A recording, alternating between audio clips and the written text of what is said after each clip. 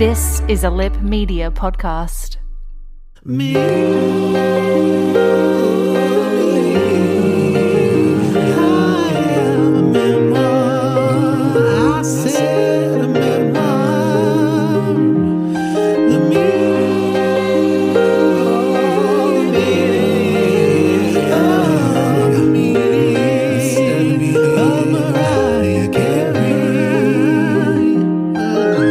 Hello, Lamely. Welcome to season 2 of Me. I Am a Memoir, the meaning of Mariah Carey. This is Fab, Adam Richard. That is Posh, Phillip Lee Curtis. How are you, darling? I'm good. I feel like I don't know how to answer that anymore, so just I just assume I'm fine.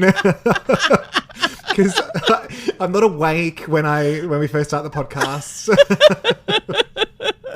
Well, are you excited about being in the second section of the book? I am excited. I've already framed things as, that was the first season of the television show, although I've already decided within this chapter there's a whole season within this chapter. I don't know how that happened, but get ready. Because there's a weird bit of prelude. We've got prelude to sing. Prelude. Prelude.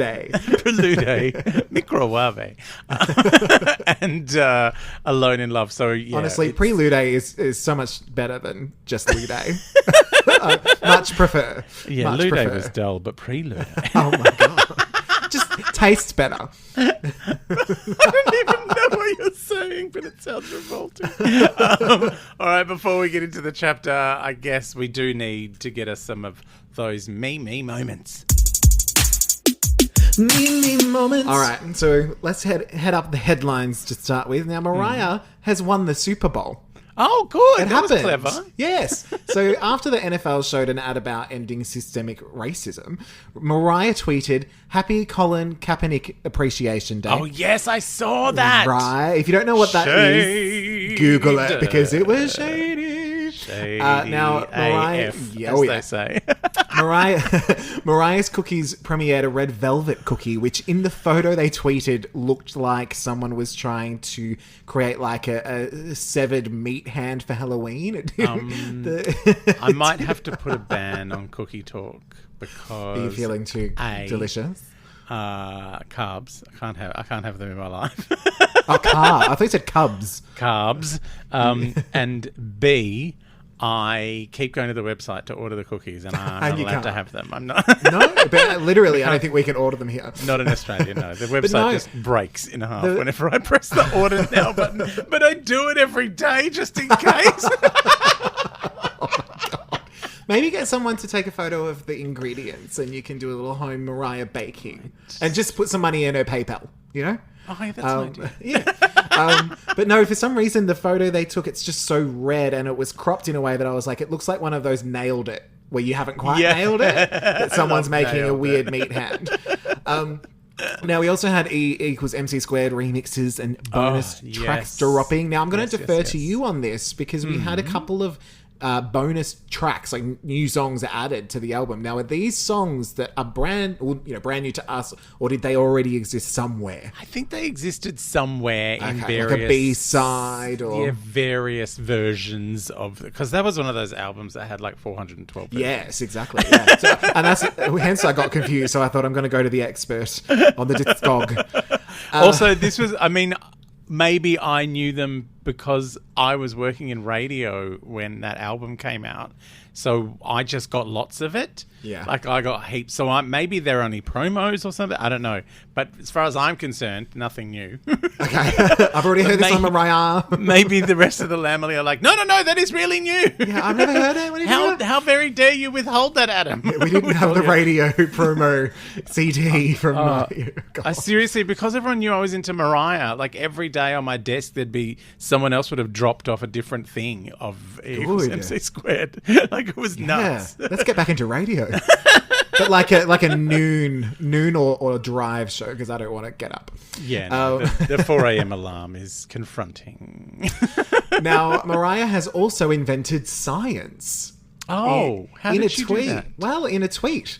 Mariah has announced that science is real and that you should listen to it. So, oh yes, this was her mask. I saw this one. Yes, so because of the weird anti-vaxxer business that's going on. Exactly. So we're 100% on board with science now, thanks to Mariah. Thank you, Mariah. Thank you, Mariah. Now, in our lead story, in news that will shock and devastate the land. You're into hour 7 of the Questlove podcast. Week 7, how dare you? But no, we here at Me, I Am a Memoir, the meaning of Mariah Carey, have discovered that Adam Richard is pro-low in recently uncovered tweets and a plot twist worthy of the meaning of Mariah Carey. Our very own Fab praises JLo's costumes, lusts over her dances, and squeals about her live show.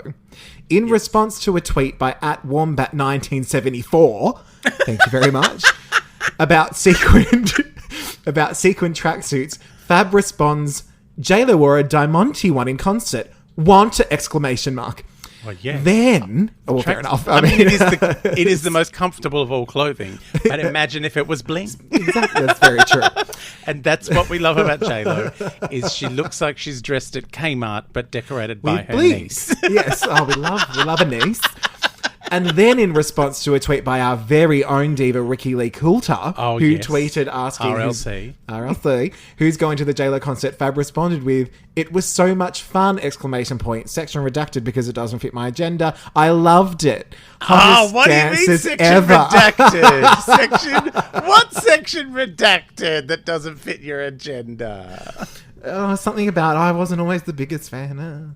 But that's true. Something about I don't know her. Yeah. But then I loved it. And hottest dancers ever! Exclamation mark. Oh yeah, they were some very attractive men. Look, Mariah hasn't hooked up with her dancer because they're boring. But yes, that is our lead story. I breast my case. You breast your case. I believe you redacted the bit where I said I didn't like JLo. It didn't fit my agenda. But I will say, it was a great concert, entertainment-wise. Bitch can't sing, but it was a great concert. Who needs to be able to do that? Her tape was doing a really good job of singing for her. But yeah, dynamic, like really dynamic, really exciting. And I think maybe because I went in with very low expectations. I was like, low, L-O expectations. Yeah, L-O for the L-O-W for the L-O. I love that now you've been exposed. You're just doubling down on it. You're like, yep. No, I'm like capital P pro-low, you know? It's like all in. But look, I will say it was entertaining. Like for someone that, and I did not know half of the songs, and it didn't matter. Which actually surprises me just because, you know, I thought they'd be radio songs. Yeah, but you know, again, most of her biggest hits were like just before I started. I think there was that Pitbull one. I think there was about 7 of those. But yeah. They all sound like the same song. No, but that does make sense. It was around the millennium. Yeah. I started in 2003, 2004. Yeah, sure. So yeah. And that is it for our little Mimi moments. How is that a headline story? I just thought it was funny, and I wrote a paragraph. I was inspired by Patricia, our special guest last week, to write a letter. Bless you. Thank you for digging up my old dead timeline. It was way less tweets than I'd thought, too. It was really hard, but I really milked it. In your head, it was like, oh, yeah, he wrote heaps of them.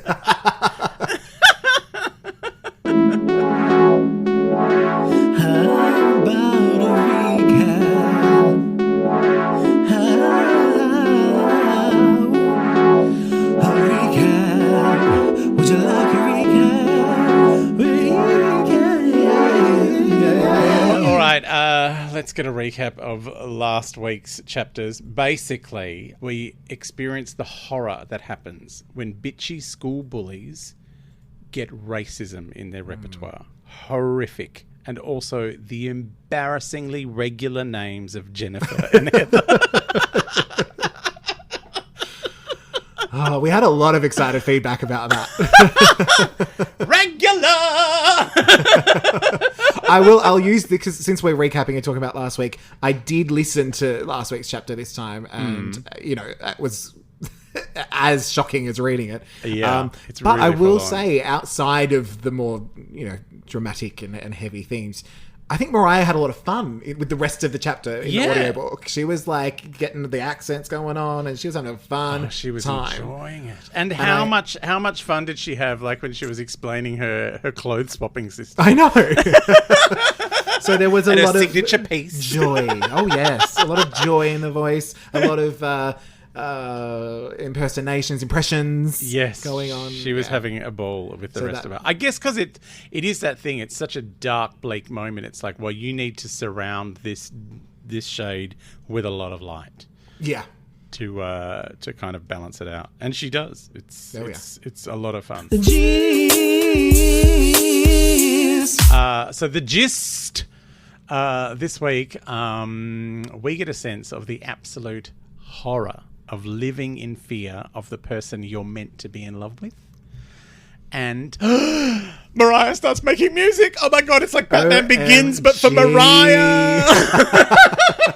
I would watch that movie. Oh my God, I feel like I've been waiting. I've been holding my breath this entire first season, and now season 2, episode 1, I can finally breathe out because she's singing. Yep. And I wasn't even listening to the book this week. I was just reading it with my eyes, and still I'm like, she's singing.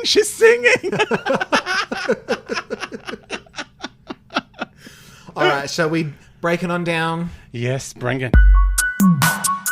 Bring me on down. All right, so we're part 2, a Sing Sing. Sing. A prelude to Sing Sing to start with. Prelude. So, we had preface. We have to have. I know, we have to have prelude. So I keep calling it Sing Song. That's fun too. Yeah, absolutely. A prelude to Sing Song. Yeah, Mariah just sing songs the whole chapter. Like I get that's why it's called, this section is called Sing Sing, because yes, it's a play on words with the prison called Sing Sing, because she felt trapped in prison, but also she's singing. Yes, exactly. Oh and then she sings in the audiobook. It's triple. So many meanings. Triple. Or just two. Hence there's a whole book. Hence why there's a whole book to explain the different meanings. So we start with Mariah singing and or typing Close My Eyes. It's one of my favourites. It comes back around. And the prelude mainly focuses on... we sort of jump ahead. It's a flash forward. It is a flash forward. It's like an episode of NCIS. Exactly. This is the black and white bit at the start. Yes, and then we go back and find out how did it happen. How did we get to that black and white bit before the commercial? To the black and white. So we're talking about Tommy being very intense, overbearing, and basically an atmosphere that for Mariah felt very inescapable. What about the intercom? Oh my God! Beep beep. What you doing? What you doing? What you doing? Trying to write songs for this album you've got me making, like here in the salt mine of music. I'm having a fucking Ritz cracker, all right? Calm down. Just one. Just a single one. I'm cherishing it. Savouring, darling. Savouring the Ritz. Savouring the Jets cracker. That's what I'm doing for marriage. Hope it's no, I'm salty. not going to say it. No? Don't say the soggy cracker, Adam. That's a bad thing. That's a bad thing. Now, yes, she talks about sort of walking on eggshells in the beginning, and then it became a bed of nails, and then it became a minefield. It was endless anxiety. I have been in that experience, and it's not fun. And it's with Tommy Mottola. Yeah, I was married to Tommy Mottola for 8 years. I mean, who wasn't? Just I like know Mariah. I was. Yeah. No, but you showed up the day of the divorce and go, I'm marrying you now because I have to do what Mariah does. A big white dress, just like she had, that was bigger than my house. Can I read you my favourite sentence in this entire section? But don't forget, we do have the new section toward the end. I do know that, but this is not my thing. Okay, cool. When she's talking about, the minefield, she says, I was disappearing in installments. Yes. And I was like, oh my God. This is the worst lay-by of all time. I know. I thought of home shopping as well. It's a bit Oh depressing. my God. We one day need to do a special episode of Mariah Off the Chain on the Home Shopping Network. Yes, please. I assume that there'll be a chapter around that. There probably will be. Yeah, And definitely. if there's not, we'll make one. We'll make one. Yeah. Now, I did love that Mariah mentions Tommy keeping her from her friends and what little family. Oh my God, the I inverted had. commas family. How did she say it? Did she lean To be into honest, it? I don't recall it being audibly obvious, but when I went and read the book, I mean, on the paper, there's attitude. Like, you saw it, like, family. Oh, you know what? In the very next bit is the thing that freaked me out. The to-go bag. Yes. She's got the bag ready to go. Yes, the bag full of essentials. It's like, have you seen The Invisible Man? It's Elizabeth No. Moss just waiting to is get it? out of that house. Now, it did make me think, what do you think was in the purse? I have my thoughts, but is there anything you think that Mariah would deem an essential? The phone number of Farrah Fawcett to get her hair done. Absolutely. It's a no-brainer. A sparkly microphone, because she might need to do yes. a quick number just somewhere, anywhere. Yeah. Not using any of those pedestrian microphones. No, she needs a special Mariah microphone. And just a list of regular names to remind her how she's not. Of how far she came. Oh, that's right. I'm been not regular. Jennifer. I love the idea of Mariah's list of regular names, just as a reminder every day. It's Not literally just a regular. piece of paper with Yeah. Jennifer written on it. Yeah, I've met a Heather I like, so it's just Yeah, Jennifer. it was Heather Locklear. You know, I have Miss Hudson in my life. I like her. And Ms. Aniston. And the regular Jennifers. So I wrote down that I thought she would have had, I mean, definitely gum and breath mints, because Mariah likes to keep it fresh, let's Yes, be real. yes. I thought a Mariah brand perfume, even if it didn't exist yet, she would have had one of her own just made for her. Well, yeah, what she would have done is collect the various scents that she turned into her perfume. And she would have Yes. shaken those up and put them in a bottle with a Yeah. just written a big letter M on it. Yeah, in glitter. Yeah. Went down to the $2 shop, Yeah. here we are. I thought With she a definitely piece of bubble gum in it, because the first one does smell like chewy. straight in. She'd also have a fan, like one of those little battery operated Oh, fans. yes, like Steve Carell had on the Yes. Gold Coast when he got annoyed with me for mentioning But then I think she'd also have a pedestal fan in there and a backup generator just in case. Yes. You know? Just pull that out if the little battery runs out. Yeah. She would not have any Parmesan cheese. No Parmesan. No Parmesan. And, of course, a single Ritz cracker. One single. Just one. Just the one. That's For what she needs. emergencies. Yeah, it's essential. When Mariah... It's not funny, but of course I make everything funny. Yeah. When Mariah was talking about sneaking out of bed for a snack, I was like... Well, that's just what I do. It's like a midnight snack. Hello, I am Mariah. You're Googling cookies at midnight. I mean, I do that. I sneak out of bed for a snack. Yeah. And also to press all the buttons on my Disney Magical Kingdoms game, because I really do. I don't Got to collect those princesses, mate. Oh, my God. Oh, Lord. Trying to get Pocahontas at the moment. She's really eluding me. Now, of course, as you mentioned, this is when Tommy would be chasing Mariah down with the intercom. Oh, yes. And Like, get out of bed and go and look for it. Where are you? Mariah's like, I'm a snack. I'm in the kitchen. Come get me.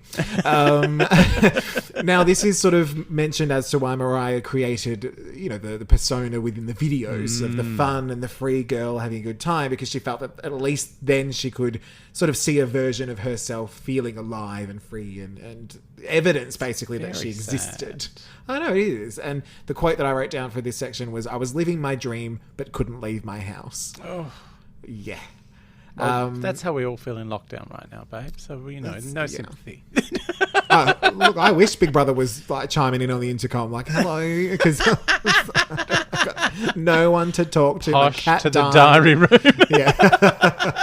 And I've just bitch about myself. and that asshole I do a podcast with. He keeps calling me pro-light. But no, Mariah sort of goes on to say that even now she's not really sure of the toll, the matoll that these Matoll. all had. I just came up with that. Spontaneity. What did you call that before? Spontaneity. Spontaneity. Yeah, exactly. We have a lot of Spontamariety. spontaneity in our spontamariety. That's my Mariahism for the day. I'm bringing in the jingle now. Oh. Now, we're so variety. Oh my God, he's gone. I'm saying he's gone and looking off to Michelangelo Davis, who supposedly lives to the left and right of us when we're talking on the Zoom. Is she approving any of this? Oh, no. She approves of none of it, Michael. So, Mariah goes on to say that she really used her lyrics to say some of the things she couldn't say during this time, but that sometimes she is still haunted by moments. And now normally Mariah loves a moment. You know, everything's a moment, but she does not like these moments. No, and moments. I guess that would, when the Lamely are going, how can you not love all your songs? It's like, some of them are out this. Some of them are born of this. A lot of it is also about things maybe behind the scenes production. We might find out more, but there's definitely, I know in the case of Someday, it's not the song or the lyrics she doesn't like. I believe it's how it was handled and how it was treated. Just the same as Beautiful Disaster on the first Kelly Clarkson album that she complained and complained and complained about. To this very I know day. all the story. Yes. She's complained about it so much that now that it's so stripped back, she's just yelling it from a balcony somewhere, hoping someone can hear her sing it. It's too stripped back, Kel. You might want to get a band in. It's all right. She just pulls Mariah in, who can make instruments with her voice. Oh, don't even. Can you imagine? We are coming to a bit. Can you imagine? We are coming to a bit in the next chapter that I am so excited about. Well, anyway, I think it's time to get to that next chapter with Alone in Love. Which, I got to say, one of my favourite songs. Yes. So I was very excited by the title and also the Batman Begins origin story that happens in this chapter. Yes.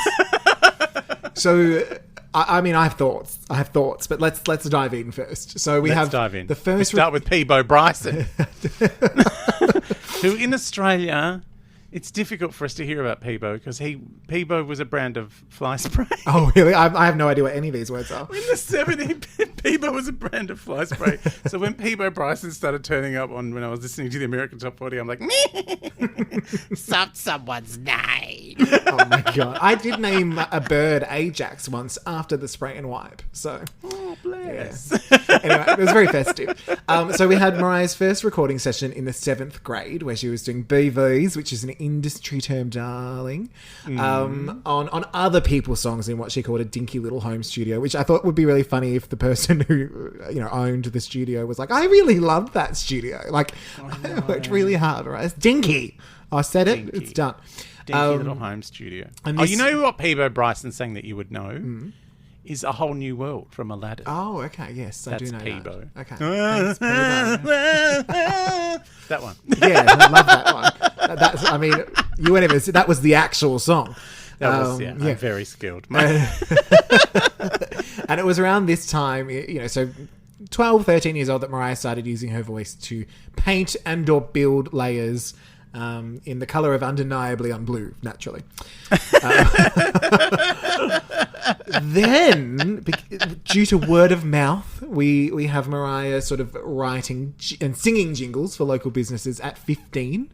Oh my God, I hope some of them still exist. Right? We will find them. Oh my God. The mattresses are better here.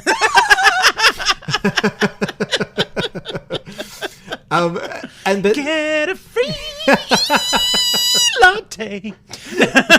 Did lattes... Oh, no, I was going to say, did lattes exist? Of course they existed in 2018. What am I talking about? So silly. It's weird that it's in the 80s, but she wasn't born yet. It doesn't make sense. No, it's confusing. Anyway, it's just one of those fact-checking issues. Michaela, can you fix that? Now, she ended up working for who she referred to as Wayne's World type guys, and now all I can picture... They sound so cute. All I can picture, though, is Mariah as the Tia Carrera character in Wayne's World, where she just screeches that song. No. I can't even think of what song that was. No. Have you watched that movie? Have you heard Tia Carrera screeching? Did she sing Ballroom Blitz? Yes. Obviously, Mariah would do it better, but it was Tia Carrera is like, she's a hot mess. I will say, when she used to do that terrible Tomb Raider rip-off show, Relic. Hunter. Relic Hunter. I'm like, you're not even pretending that the title's not ripped off. Well, I will say she was fabulous in that RuPaul Adopts a Kid show. I don't know if you saw that, but she was this... Punky Brewster? Yes. Starring Soleil Moonfry, which is not a name I made up. No, it was recent, and what was it called? Something in the Queen. Mariah and the Queen. AJ and the Queen. And she plays this kind of bonkers kidnapper with an eye patch, and she was amazing. Like, she was really funny. I was like, okay, she'd probably be good now. Yeah. She can't act, and so she can just be a ham all the time. Yeah, and she certainly was. People are fine with an old lady ham, but, a beautiful young ham, no. Just... What are you doing? I, for one, love a beautiful young ham. I know. Well, you've been in love with Shannon Doherty for some time. And the entire cast of Charmed are beautiful young hams. That show was just a facility for ham. I will say, it's definitely a show that has caused a lot of grief for the fans over the years, because the entire cast want to scalp each other. Now we find out Mariah had been writing poems and songs here and there growing up. Sometimes when Patricia was asleep, she'd sit or out. She'd sit at her mother's surprisingly well kept brown upright Yamaha. Can I just have a little therapy moment with Mariah? Mm-hmm. So our first chapter, we're learning about how she would sneak out away from Tommy, who she's meant to love, because she felt like the only time she could write her little songs was when she wasn't under his eye. And what is she doing with Patricia here? Is she doing the exact same thing with Tommy? Is she just repeating a terrible, terrible thing that's happened to her as a kid? Like, Mum's kind of told me, you'll never be as good as I am, so I have to do it when she's asleep. Yeah. And now the same thing is happening with Tommy. He's like, I'm in charge of everything. You do everything I say, so I have to be creative while he's asleep. Just saying. Are we saying that maybe these characters will be played by the same actor but in different wigs? Oh my God, yes. Yeah? All right. You said it, not me. Now, when I love the description of Patricia's piano being a surprisingly well-kept brown upright Yamaha, and I've just written in brackets, Patricia wishes she could afford Marilyn Darling. Surprisingly Patricia efficient. Could never. Surprisingly wasn't efficient. even a Marilyn Monroe piano, but it still made some sound, so I got some use out of it. It's like having a regular name. Right? Surprisingly efficient. I sat by my mum's regular piano. Now Mariah sort of goes on to say she was obsessed with the radios. And this actually got me wondering, because I certainly had a few thoughts. Were there songs before, obviously, streaming, and even before maybe, you could afford to buy your own music, cassettes, CDs, and vinyl? Were there songs that you would sit by the radio and wait for? Did you tape onto cassette? And what were sort of the main songs that come to mind? So I don't know, I think it came with like maybe a tape recorder I'd bought at some point, but I had a 30-minute cassette. Yes. The C30. And I was a big fan of Casey Kasem and his American Top 40. And there was a song that I loved, and I knew it was going to be in the top 40 the next week because it was really good. So, of course, it's going to be on again. So I waited until it came on, and I taped it, and then I taped it over and over again onto this C30 cassette. So all that was on there was Laura Branigan singing Gloria over and over and over again. I wish I thought of that. I didn't know how to do the dubbing or anything. That was too fancy for me. Yeah. What it involved was getting my sister's tape and playing it out loud. Yeah. And then tape it. Like, it was really tinny and horrible. It didn't sound good at all. That very much leads into my story, because this is going to show a slight time difference, but a few of the songs that came into my head that I would sit by, because I had to, push the two buttons. You had to press play and record. You have to press play and record. So you didn't accidentally just tape over things with the one button. Exactly. You had to make an effort. Yes. So when everyone said, I accidentally taped over it, you're like, nah. That and then you'd press record, and it would be a song you didn't really like. You're like, oh no, this is Ann Lee's 2 times. Stop, rewind. I hate that song. You hate that song. You hate were working in a gay bar when it played every hour. Oh my God. Now, so the songs... I wanted to glass someone whenever it came out. Now, a very special one for me was Tony Braxton, Unbreak My Heart. We had the... even. Oh, so good. I had the CD single. Oh my God, amazing. And I had learned how to press the one button. The one repeat button. Repeat. The one repeat button is the only button I ever use. We also had the Unique 2 cover of Break My Stride, which I was also obsessed with. Oh, yes. But the main people that I loved to record were the Corrs. Because I had the album Sad Talk on that the Corrs Quarters. have cancelled themselves. Well, only one of them has. Yeah, but that's enough. Dodgy Brothers enough. But it was the album version. So I had the album, but the album version of So Young was remixed and had like a slightly different intro. And so I was determined to get that. But the one that was the tinny... I'm going to say something now that's going to upset you. How dare you? But that first Corrs song that I ever heard, I hated it. Which one? Run Away. No, the first Corrs song I remember hearing was Only When I Sleep. So right. I'd already outgrown Run Away. Okay. But no, the song that I was obsessed with, and the reason I was obsessed with it was, one, it's a great song, but it's also was not included on the CD until it was reissued. And at 7 years old, I didn't have the money to buy the reissues, but it was the cover of Fleetwood Mac's Dreams. Mm-hmm. And I was obsessed with it and I wanted it all the time. And I remember being in the car one day and I had my little portable cassette player, and it had a little microphone. So I would sometimes hold it up to the speaker to record something. And we were like driving through the hills, and I said to my entire family, like all 5 of us in the car, if the Corrs Dreams comes on, I need you all to be quiet so that I can record it, right? And then my sister, who does listen to this, so I don't know if she'll remember this. Hey, sis. She proceeded to very loudly sing every word. So I threw the biggest tantrum, like threw the cassette player, started crying. Now, normally this behavior was like, oh my God, Phil, calm down. But I think because I had pre-announced, I had preluded that I wanted to record this. My parents were actually like, they actually told my sister off and were like, you knew he wanted to do it. And she would have done it on purpose because, siblings. But she would not remember this, but I am scarred to this day. It took me years. That song came out on the Greatest Hits album. It was a remix.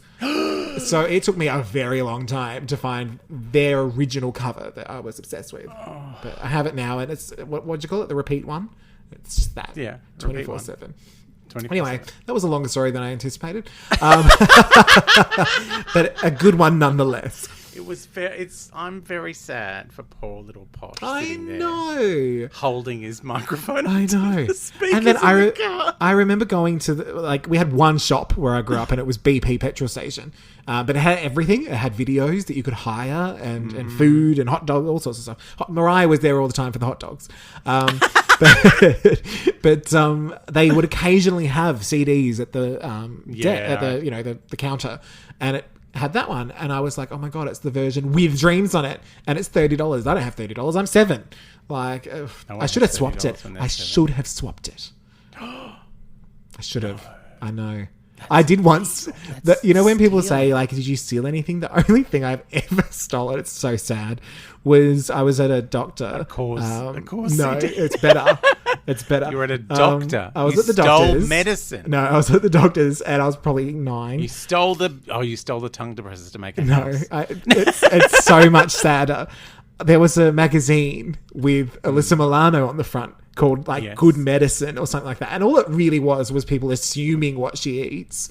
With photos. Just ads. They're just ads. Yeah, and it was a couple of photos of her on the front. So I took it into the bathroom as if I was just going to the toilet. I'm going to have a read. No. And because I was like, I can't. It's too obvious that I've gone in here. So I'll just tear off the pages inside that I wanted from my wall. No. I didn't even take the front cover, and I put it back as if nothing had happened, and then I folded them up and put them in my pocket. No. And I still have them to this day. No, I don't. But Isn't that the saddest stealing? Laminated them, and you've still got them. I But know. isn't that the saddest stealing? Like it was not. I couldn't even commit properly because I was like, I'm Catholic. I'm going to hell. Also, it's magazines at the doctors. They often think someone else has thrown away. I know, but it was the things I did for my love of Alyssa Milano. What am I going to steal? This new idea from 1972. Yeah, so that's my sad little story. That's the kind of kid I was. I was so friggin' innocent. Oh my god. That is pathetic. And then it all went wrong. Why? What have you stolen? I used to steal Lego all the time. Did you like whole boxes?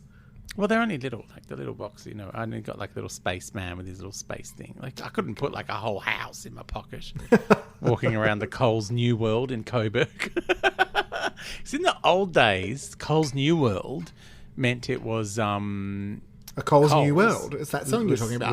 Was the supermarket, but if it was a Coles New World variety store, then there was clothes as well. It was like a Kmart attached to a Coles. It was like, do you remember that there used to be like a cafe in Kmart?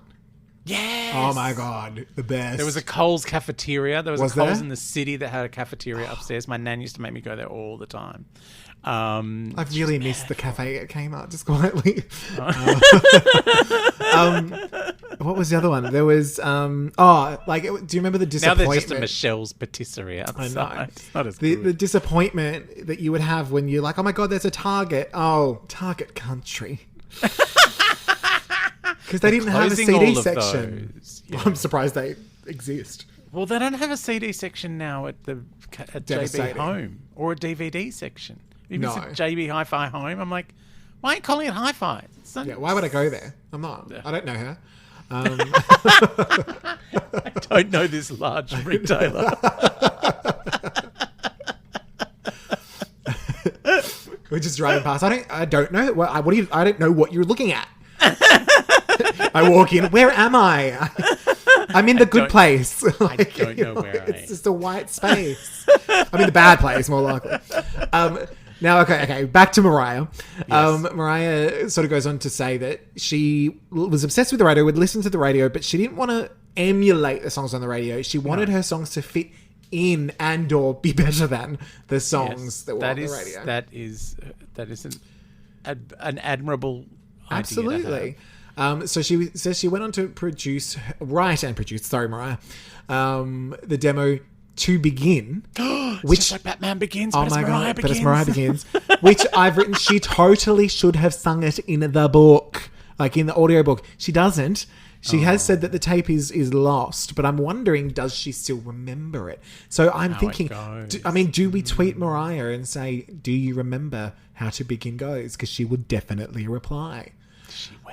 Yeah, I'm going to write. Let's tweet her now. Yeah. Tweet her now. So, okay, we've got at Mariah Carey. Mariah, darling, do you remember how To Begin goes? And can you sing it? I'm going to say for the Lamley. For the Lamley. Love you. Kisses, butterfly, kiss, kiss, kiss. Now, the guys that Mariah was working for, the Wayne's World, were questioning why. Why would we listen to this Mariah Kids song? We don't want to listen to that. But of course, Mariah dismissed their thoughts because they were hippies. And if there's one thing I've learned this week, it's that Mariah doesn't know hippies. She does not know hippies. Does not know hippies. She was scarred at school and she will have no truck with hippies anymore. No hippies. I don't know her. And basically, at 15, Mariah says she'd outgrown the Wayne's Worlds of the worlds.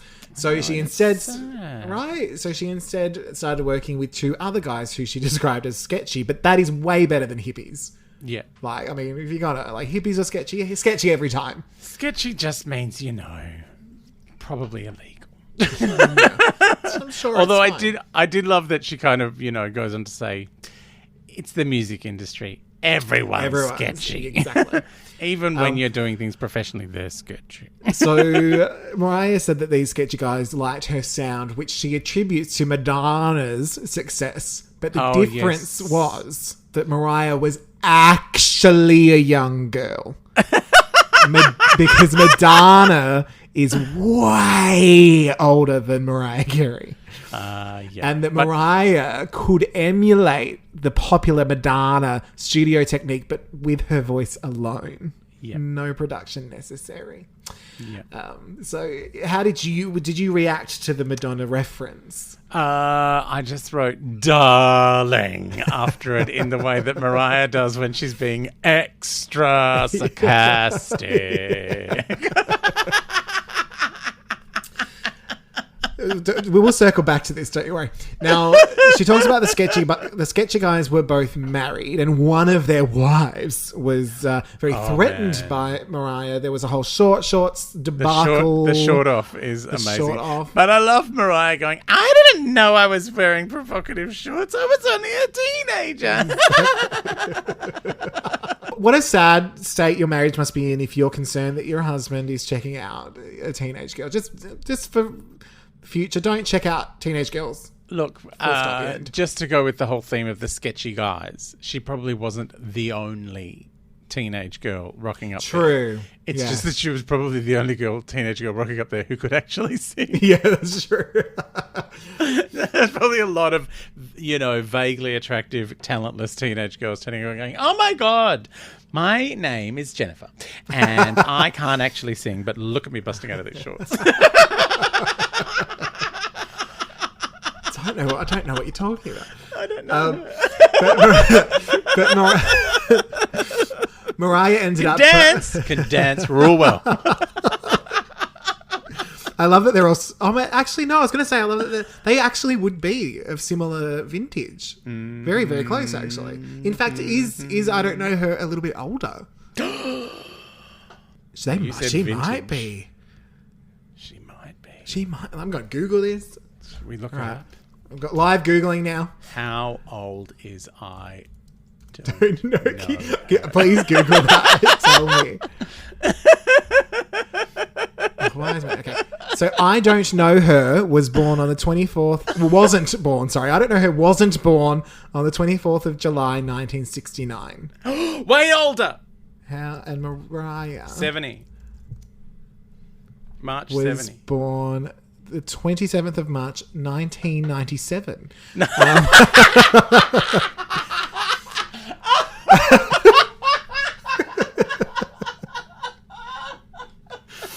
She was born upon the release of Butterfly. Of her fourth album. Well, up until that, she was a caterpillar. So She was stuck in Sing Sing in her cocoon. But no, that we have just uncovered, Old conspiracy lady with a regular name. I mean, that's scandalous. Scandalous. I don't know who would be that old. I don't know. I know. I can't believe she wasn't born then. So, yeah. I don't know how we ended up here. Mariah ended up making a deal with one of the sketchy guys that she'd sing his demos if he let her work on her own songs in the studio.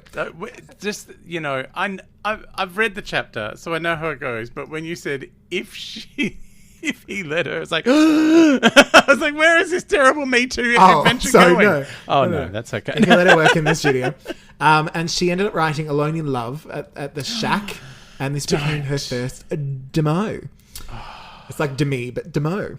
It is one of my favourites. And I love that she's like, it did end up on the first album. And I still like it. It's one that I like. I still like this. So this is when we jump ahead a little bit. And Morgan, who was trying to become, are you ready? A manager or something, a producer, I'm not sure what. Honestly, there is some kind of, there's like a sigh, but it's within the sentence. Like she doesn't pause for it. It just happens. But, a manager Morgan. Shouldn't even name him my brother. Yeah. I'm not sure. Also trying to make a name for himself in the music industry. So he introduced her to some... producer. I don't know what. He introduced her to some music peeps in the city, which is New York City, to be clear. The city. The. Capital T. The. Yeah, you could literally hear the eye rolls as she's referencing Morgan having something positive to do with her music career. My brother. Basically, she'd start driving to the city after school. She would record late, race home for a couple of hours sleep, back to school, and then repeat. So that was always a confronting thing on TV, teenagers driving cars in America. So I'm like, what? You've seen riding in cars with boys. Very traumatic. Yeah, but it was always confronting to me that you could drive when you were like 16 or something in America, but you couldn't drink till you were 21. But here it's just like, do it all at once. Yeah, I know. It actually makes more sense, doesn't it? Yeah. Like, that's the one thing I would say. That, yeah, they've actually got a point. Know. Have you met Australians? I think it would be better if we got used to drinking before we started driving. Yeah, that's true. Because we were really good at driving. Then we started drinking. We're like, yeah, I'm fine with this. Yeah. Well, see, that's all right, because I started drinking at 14 and didn't start driving till 20. So I was prepared. I was 37. I was a 40-year-old. The driving, not the drinking. No. I was shelving bourbon when I was 11. Oh, God. Our own little Drew Barrymore. We flash forward, but now we're back in the present, which is the past. With her classmates, already having paths planned out towards the end of high school, Mimi didn't really want to talk too much about her plans because she thought, it sounded a bit crazy. But there was one day that the popular jock asked her what she was going to do, and she said, well, I'm going to be a singer and a songwriter. And he was like, yeah, nah. And she was like, nah, yeah. Can I just point out? I don't know how she said it in the talking book, as we used to call them in the old days. The talkies, the talking book. But there is a sentence where she says, "I didn't talk about it because I knew it would sound crazy, and most people didn't have the ability to really." And this word is italicized, and I just said it in my head as I read it in the style of Oprah. Believe. All italics in this book now I read as Oprah. Believe. Yes, absolutely. As hard as I did. So we have this moment of Mariah explaining, I'm going to be a singer-songwriter. The soundtrack comes in. You're going to work at Hojo's. Yes, exactly. You're not going to make it. You're going to work at Hojo's. And then the screen goes to black, right? Oh. Right. Cut to less than 3 years later. Yes. Mariah in the simple black dress. Simple black dress. Head full of curls. And a stomach full of yes butterflies, which is how I read it. They're yes butterflies. We've got no butterflies. All yes. Only yes butterflies. She was performing. Fire all the no butterflies that've been giving me grief. Yeah, I believe their name is Jennifer. All those regular Jennifer butterflies, they can go. I don't know them. And she was performing America the Beautiful to a packed out stadium. Oh, yes. I remember this. Yes. I watched this 112 times at the time. Did you? I went onto the YouTubes to rewatch. Oh, it's so good. She hits a whistle note. And the land of the... Which she does in the audiobook. Thank you very much. She does it. She does it in the audiobook. I have dilated to 8 centimeters. Oh my God. I need to listen to this now. Wait, so you've closed up a little? Is that what you're saying?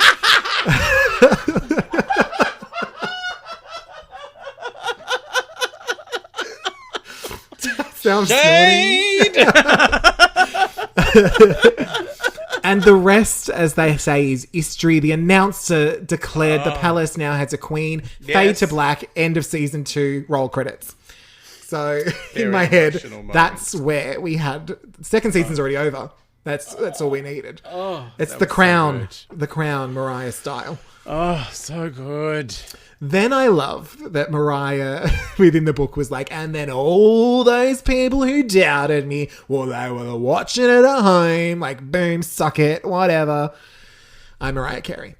I am Mariah. So then we have a flashback post-credit scene. Yes. Somehow, Morgan did manage to connect Mariah with some reputable musos, and Mariah was able to start working on her first professional demo. Yes. It was time to, how about you get the fuck out of Patricia's? See, I can audio podcast. It's fine. Oh, no, we're not going to. Oh, no, Brown. Upright piano. And Mariah said it was mainly because of her consistently poor choices in men. Oh, man. The latest one. The last one that she has to put up with. So I've already got a name for him. In Mariah's last year of school, Patricia was dating a certified tool who made Mariah and her young nephew Allison's first son. So we might know him. Made them pay for their Thanksgiving dinner. Mariah was disgusted at him, threw money, and went to see Back to the Future too.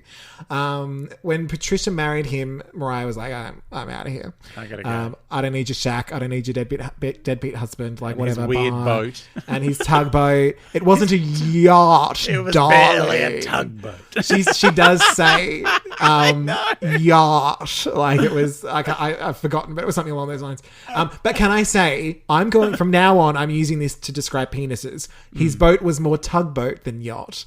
Yeah. So that's happening. Now, Is that eventually... your spontaneous variety? Spontaneous variety. Eventually, Patricia did divorce old Tuggy. That's his name.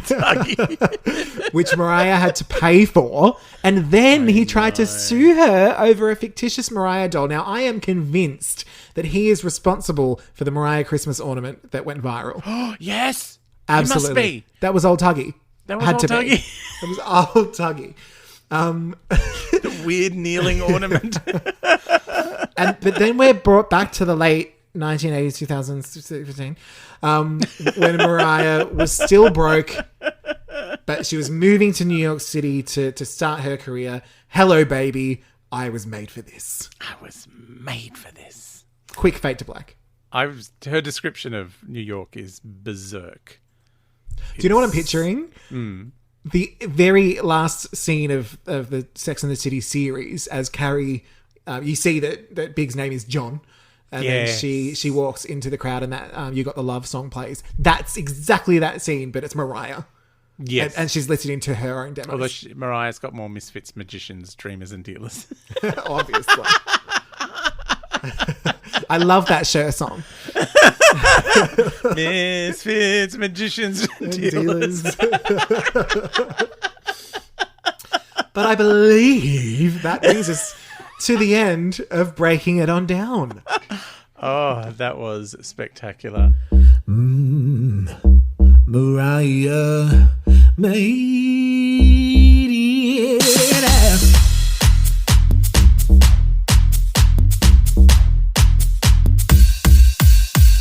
Well, I guess we better get some meatiness from yes. That particular chapter. Mariah meatiness. So, a girl's best friend. I gave it infinity. Fab gave it infinity. The Lamley gave it infinity. Of course. It was unanimous Mariah-ness. Unanimous. Now, for Alone in Love, what score from 1 to infinity did you give this chapter? For meatiness. Meatiness, darling. Alone in Love. So we're skipping Prelude. Oh, yeah, sorry. I should have said. I did. I mean, we can do Prelude. Or should we just do them together? We can do them together.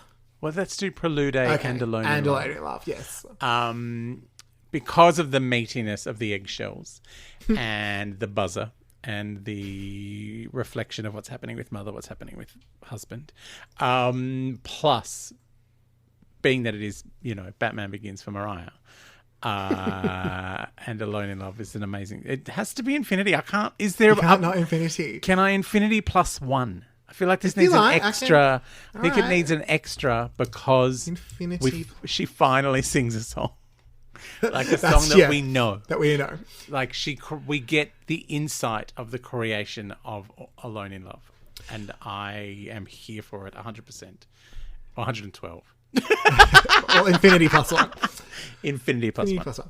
Well, see, I feel like I must be the harsh grader because I'm always You are. like, I give it a 3. No, it must be the prolo parts of me. It is. But no, It's the bit of you that we don't know. We don't know. Because I was more specifically, I probably would have upped it slightly if we were including Prelude A. But it is still a high score. I gave it an 8 out of 10 for meatiness. But I wrote, not super meaty, but I'm really glad it's there because I was worried that we might go straight from Little Mariah to Married Mariah. Yeah. I wanted the bridging story, and I think that this is where we got it. Yeah. And even with sort of the timeline jumps, you still know where you are. Yes. And she does paint the picture of that moment. So there was nothing super juicy yet, but we know it's to come. Like the sketchy guys. I still was enjoying the idea of, the Mariah voice we know now and her just belting out a mattress commercial. Like singing for all she's worth about the service station on the corner. Well, you added that meatiness for me, so thank you for that. You're back to 10 centimeters. How many centimeters dilated am I? Infinity plus 1. Infinity plus 1, yeah. Now, should we hit up a little bit of the remix? The remix. The remix. Oh, look. I feel like we're going to have the same remix for this entire season, which is Don't Marry Tommy Mottola. Don't shag the boss and then marry him. Yeah. It's not a good idea. But if I was going to remix anything from this next section, I feel like it's all because it's all such exciting Mariah Beginsness. I think the only thing I would remix is not losing the tape of. Oh yeah, of her first. Oh, that demo. is disappointing. That's a good remix. I like that. Yeah, put it somewhere safe in the vault. Yes. And yeah, no, I like that one because I'll be honest. Like, I didn't really count the Prelude A because I thought there's so much more Tommy to come. Oh yeah, there will be heaps.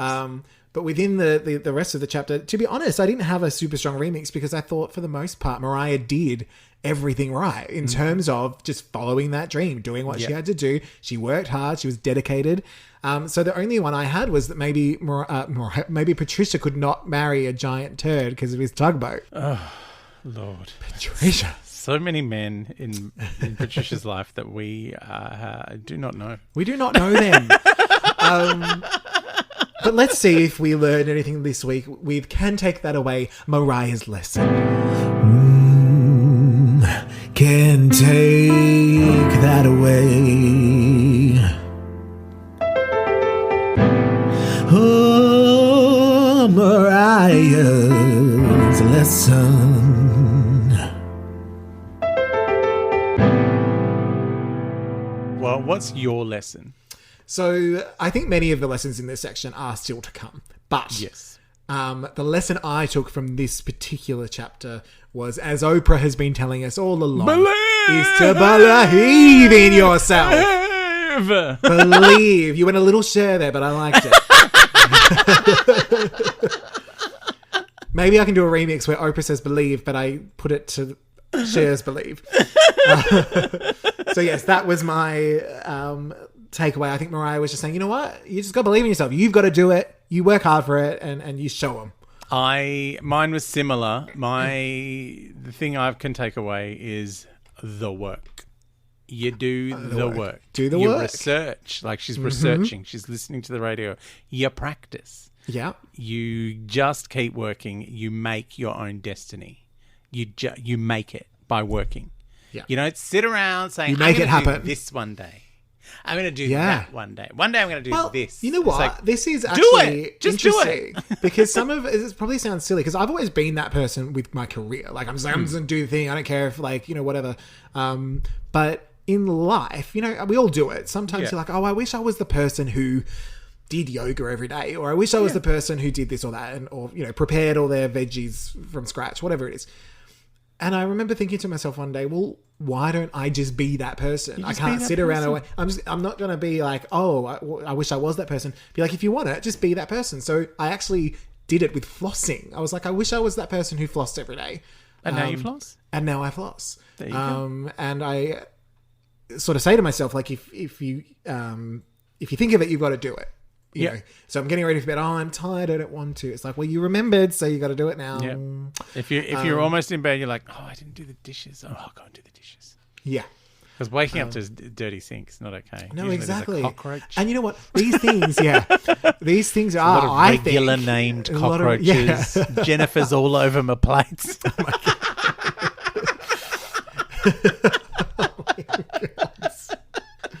Just singing "Love Don't Cost a Thing." That's all I forgot what I was going to say. Oh no, Be fooled by the cock that I got. But no, I actually think these kind of things, like doing the dishes, flossing, they're actually a part of self-care. Like, people think of self-care as other things. I'm like, sometimes it is doing the dishes so that future you in the morning can wake up and not have to do the freaking dishes. Yeah. So these are even more lessons that we're inadvertently getting from Mariah. Thank you, doing Mariah. the work. Like, this is the biggest example for me was... So I know I've talked a lot about the gay bar that I worked at, behind the bar. And then years later, they were having some sort of event, like a birthday, anniversary thing. And I was invited to come and do stand-ups, which I, went and did, even though I hate doing gay venues. It's, because basically... And people will come up and say it to you afterwards. We don't know her because of an event at a gay venue. Yes, that's true. But it's just this thing where people will come up and say it to your face, and everyone in the audience is thinking, is like, oh, my friend is so much funnier than her. And people will come up and go, oh my God, you think you're hilarious. It's like, I don't actually. I just bothered. I turned up and I got paid. Like, and I don't think it. I am it. Like, I am actually doing the work. You're talking about, oh, I could do that. I'm so much funnier than you. It's like, I believe you are funnier than me. I absolutely believe you are. But I turned up. Yeah. I bothered and to do being this. funny doesn't necessarily mean being a good performer. Doesn't mean being good at stand-up. It's like people are like, oh, I'm much better singer than her. It's like, that's great. But she turned up and did the gig. She did the thing, yeah. Like, she's put in the hard yards. Like, it's about the work. Yeah. It's not about how good you are if you can't do the work. I am, without a doubt, the funniest person I know. But I do not want to do stand-up comedy because I do not have the want or the passion to do it. And so it's hard work. Yeah. And so you've got to want to do the work. The other thing is, you've got to turn up on a day where you can't feel joy in the slightest. The worst day of your life, and still you're hilarious. Everyone thinks I'm hilarious. I'm gonna be being funny. It's like, oh, I hate this. But you still have to turn up because it's your job and you do the work. Exactly. So that was the thing. I loved that in this chapter. Do the work. Just the constant work. So I do feel like there might be a handful of people that we don't know within this chapter. So I've written that we certainly don't know old Tuggy. We don't know old Tuggy. We don't know old Tuggy, the shit bloke husband. We don't know Tommy in the Prelude. No. Sorry, Tommy in the Prelude sounds like a thing. Tommy in the Prelude with the knife. Tommy in the Prelude with the intercom. Yeah, with the intercom. Who killed you in Cluedo this week? It was Tommy in the Prelude with the intercom. We do know Madonna, but only for the purposes of pointing out how much older she is. So we know her purely for the shade. But I think we can both agree that the biggest not knowing is that Mariah does not know hippies. Mariah does not. You know who else we don't know? That other bitch in the short shorts. She's a married lady. What is she doing? Putting on shorter shorts than a teenager. We do have a new segment. We thought it's a new section of the book. Mm-hmm. Let's throw in a new little segment, which I have titled Mariah-isms Playlisting. Yes. Mariah-isms. Oh, listen to that. Isn't that beautiful? It's confronting. No auto-tune. You wouldn't be able to tell, could you? No. Now, what we thought... I was layering, darling. So what we notice is within these chapters, Mariah has so many hilarious Mariah-isms, which we do sprinkle throughout. But we thought what we'd do is we would each nominate one each week. And then I thought I already nominated Spontaneous Mariah. Well, it's meant to be... I mean... Oh, not our catchphrases. Yeah, that's my Mariah. That's our... It's my Mariah-ism. But no, an actual Mariah one that we can then... I'm going to see it may take a little bit of, figuring out, but that I can put it on the Twitters or the Facebooks or the Instagrams and let the Lamley choose which is their favourite. Little bit of... what do you call it? Interaction. And then whoever wins out of the two of us gets to say theirs first next week, right? Because sometimes we might have the same one, which means the other person has to pick another one. Yes. Right? So what's yours this week? I'll let you go first because mine's weird. Mine was... So my favourite Mariah-ism this week was... They liked my sound because I had that young girl quality that was popular at the time, largely because of Madonna's success. But I was actually a young girl, and my vocals could get to that high-pitch range naturally. That was my Mariah-ism this week. Weirdly, my Mariah-ism is I could, but with my voice alone. So we're very related. We're in the same paragraph. I just shortened it because I thought a Mariah-ism needs to be concise. So I just have that's fair enough. I could, but with my voice alone. They usually are. This was an extended one, but there was just something in the story that really spoke to me. I just thought that told the whole story. I could, but with my voice alone. So we'll put it out to the Lamley. We'll see if they like succinct or long-winded. Who knows? But I think we are almost home.